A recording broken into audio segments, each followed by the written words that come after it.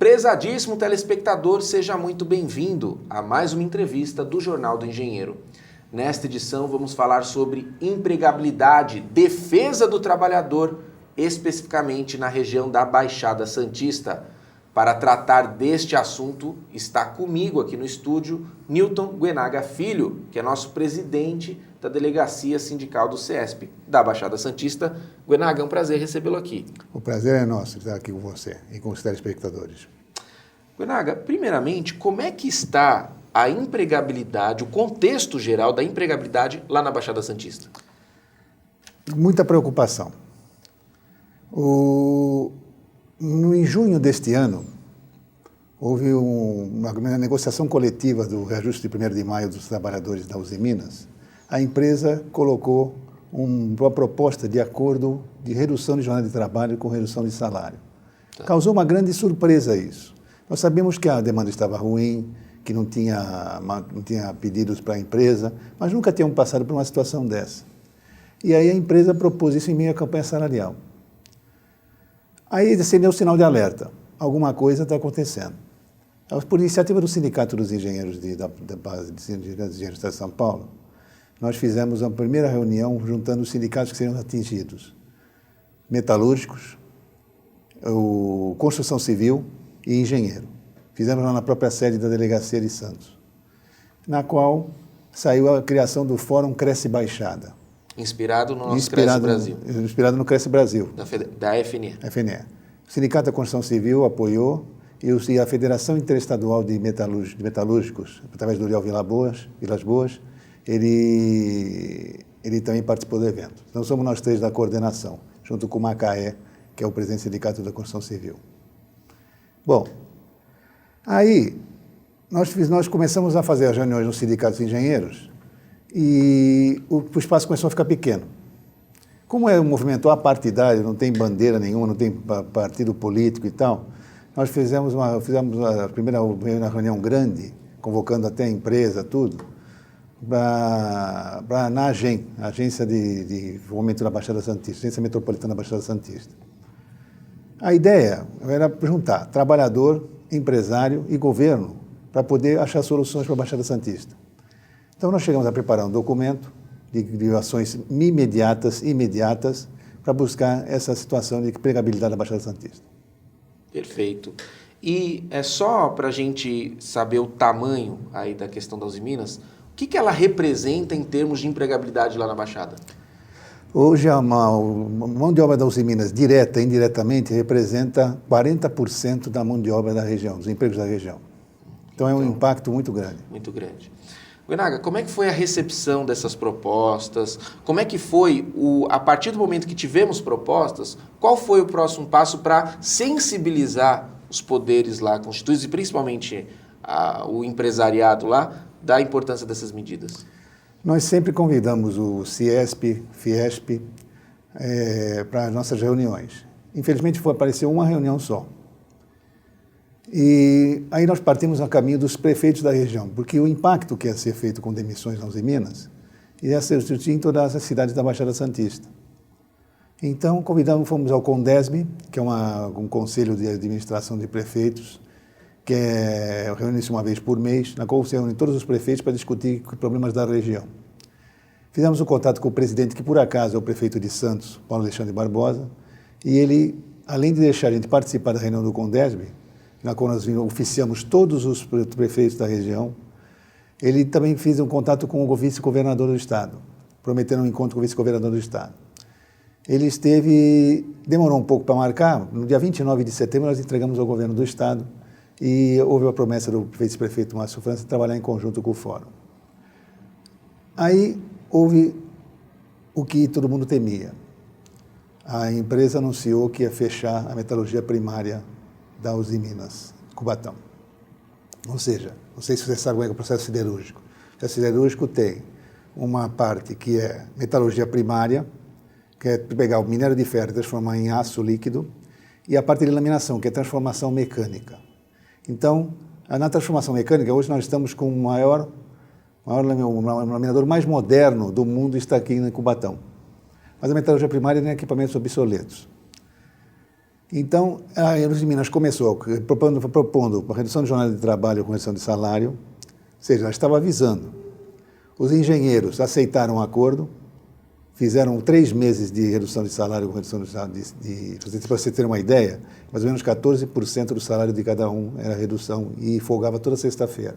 E culminou com o desligamento da metalurgia primária que vai ser feito nos próximos 3 meses. Isso reduziu, assim, percentualmente, o quanto que se reduziu de produção? Olha, nós estamos produzindo mais ou menos 20% da capacidade nominal da usina. Meu Deus. Tá. Teve meses que foi 15%. Muito terrível. Nos períodos, assim, normais de bonança, aí, quanto que é a média? Carteira cheia. Carteira cheia? Carteira cheia, 100 mil toneladas de LTF, linha branca. Ou seja, toda a capacidade. Toda a capacidade.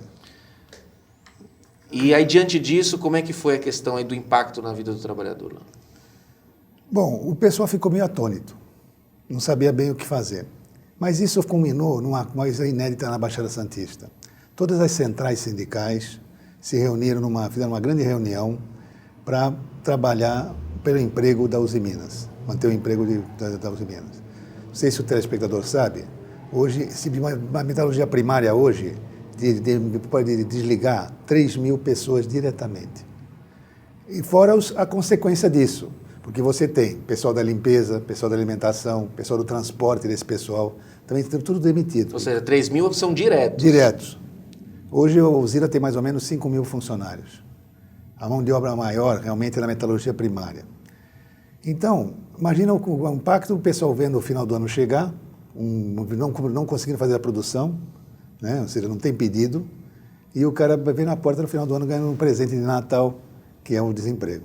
Nós vamos falar no próximo bloco a respeito de uma ação que ocorreu na porta da Usiminas. O Goenaga vai nos descrever detalhes, ele que tem falado bastante desse assunto, porque repercutiu em todo o país, né? Foi noticiário nacional, as redes sociais aí tiveram diversos compartilhamentos desse evento, e você vai descobrir aqui detalhes por quem esteve lá em meio a tudo isso. A gente volta no próximo bloco, e também, além dessa manifestação que houve na porta da Usiminas, da classe dos trabalhadores, nós também vamos falar um pouquinho como o sindicato dos engenheiros está se articulando cada vez mais para atender essa demanda de empregabilidade na Baixada Santista. A gente volta daqui a pouquinho.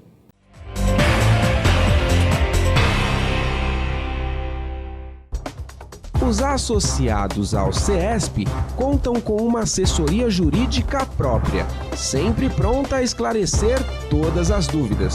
O atendimento é feito de segunda a sexta-feira, das 10 às 18. Entre em contato e saiba mais.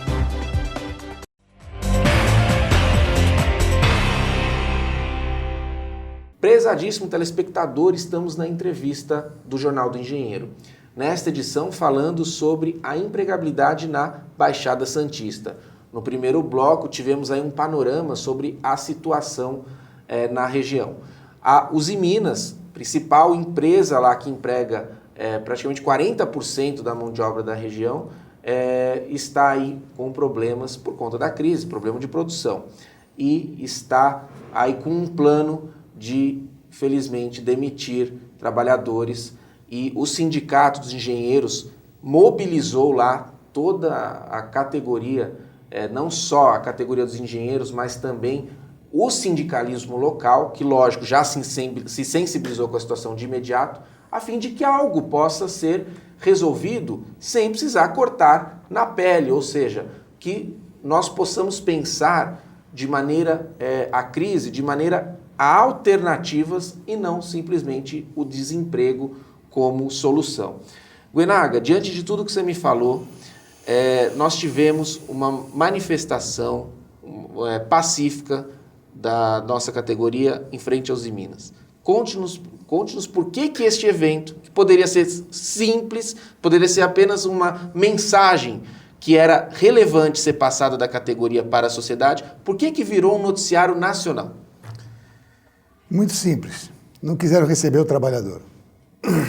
Aconteceu o seguinte, Quando houve as primeiras demissões, foi feito o contato dos prefeitos, prefeito Paulo Alexandre Barbosa de Santos, prefeita de Márcia Rosa de Cubatão, que é atingida diretamente, a renda da prefeitura cai em 40%. Ou seja, ela praticamente falha a prefeitura. Então, o presidente da Uzi Minas não deu a devida atenção. Então, o movimento sindical pediu reunião também com ele, para ver se minimizava os impactos, e mesmo assim não fomos atendidos. Então, foi uma coisa inédita na região, na qual se reuniu todos os sindicatos, todas as centrais sindicais, Sindicato dos Bancários, Sindicato dos Metalúrgicos, Sindicato dos Engenheiros, Sindicato da Construção Civil, Sindiminérios, Sindilimpeza, Sindialimentação, todo e qualquer sindicato na qual está ligado diretamente com a Uzi Minas, fez uma reunião no Sindicato da Construção Civil, que era o Auditório Grande, e aí saiu uma ação de fazer no dia 11 um protesto na porta da empresa. Perfeito. Muito bem. O processo foi feito da seguinte forma. 11 de novembro. 11 de novembro, só para localizar, 11 de novembro.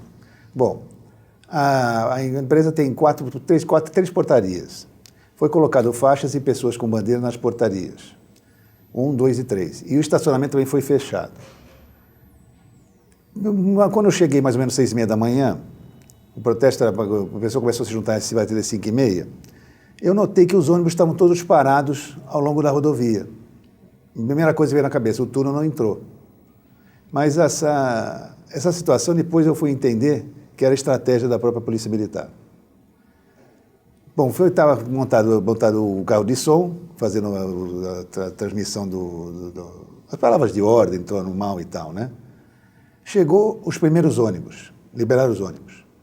O trabalhador voluntariamente desceu do ônibus para participar da assembleia, porque nós estávamos sendo uma assembleia, né, para saber o que ia fazer.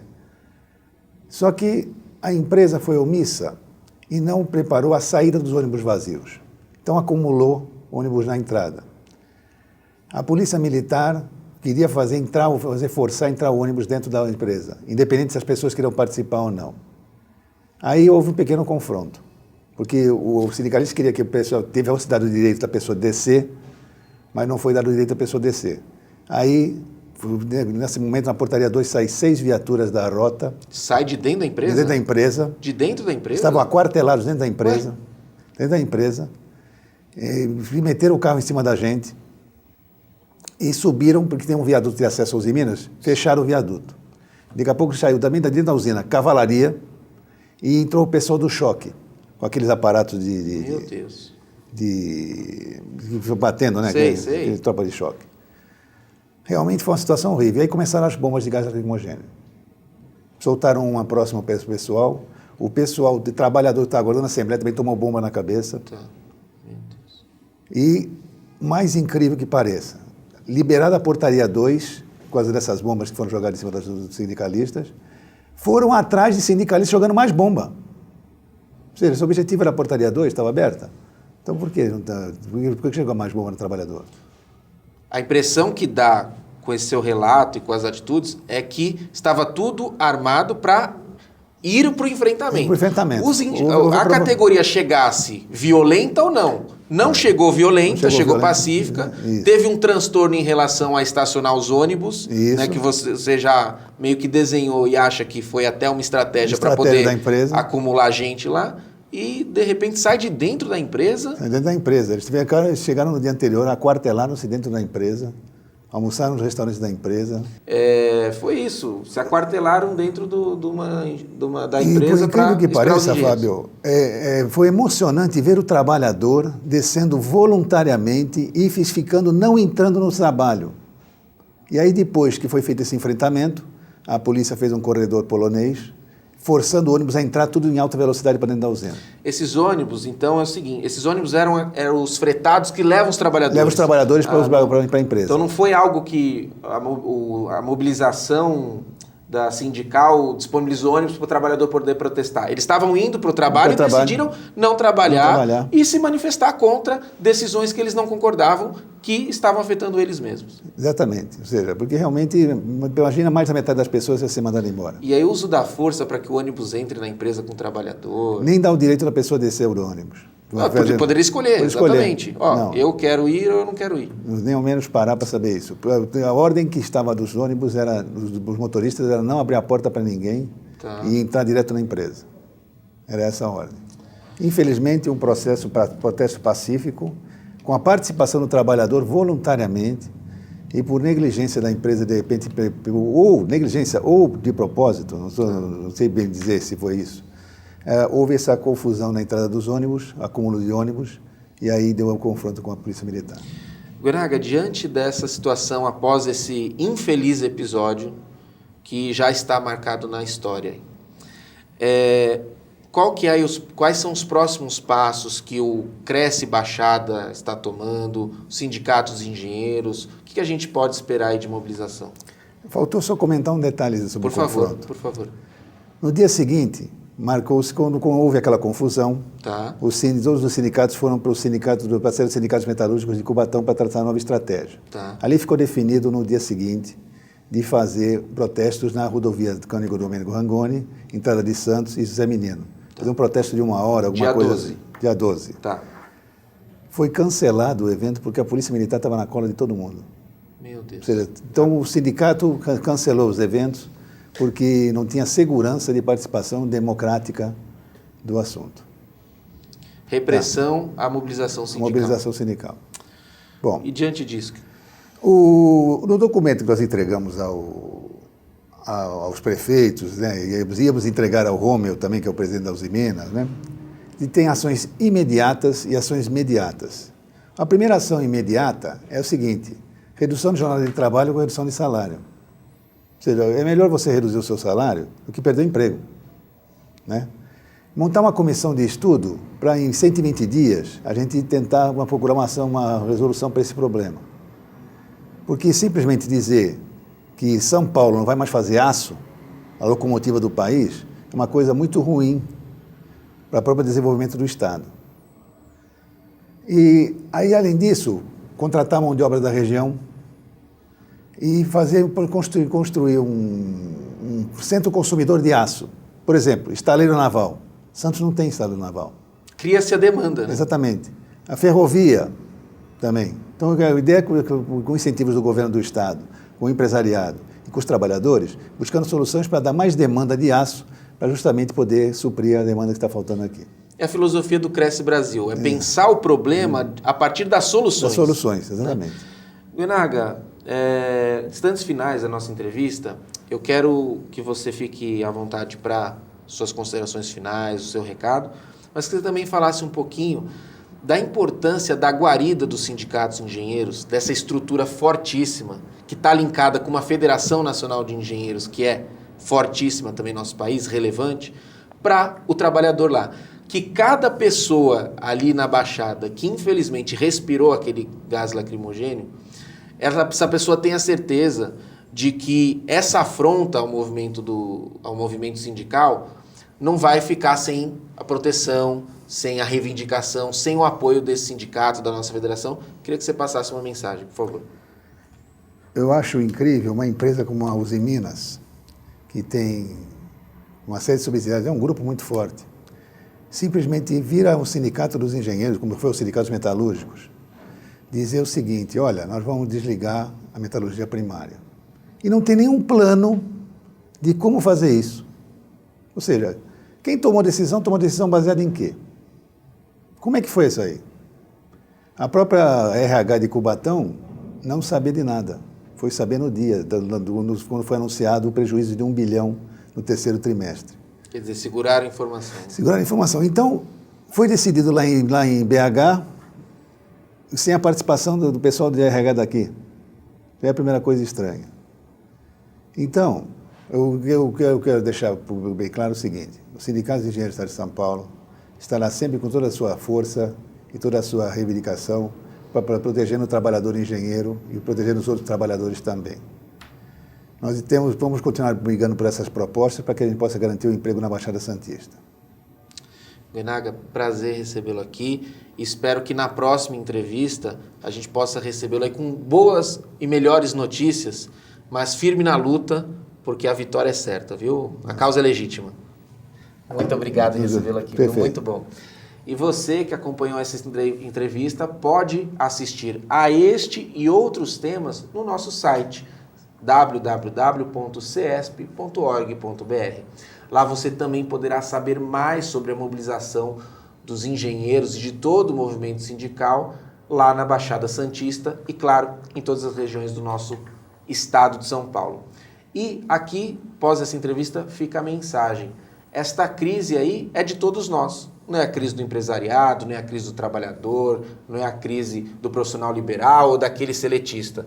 Esta crise tem que ser resolvida com diálogo e chamando as partes para conversar, com certeza a gente vai caminhar aí rumo ao progresso. Não querer ouvir, não querer receber, não está dando nenhum resultado. Esta edição do Jornal do Engenheiro fica por aqui. E você continua acompanhando mais temas a respeito da engenharia, da inovação e do desenvolvimento. Um forte abraço e até breve.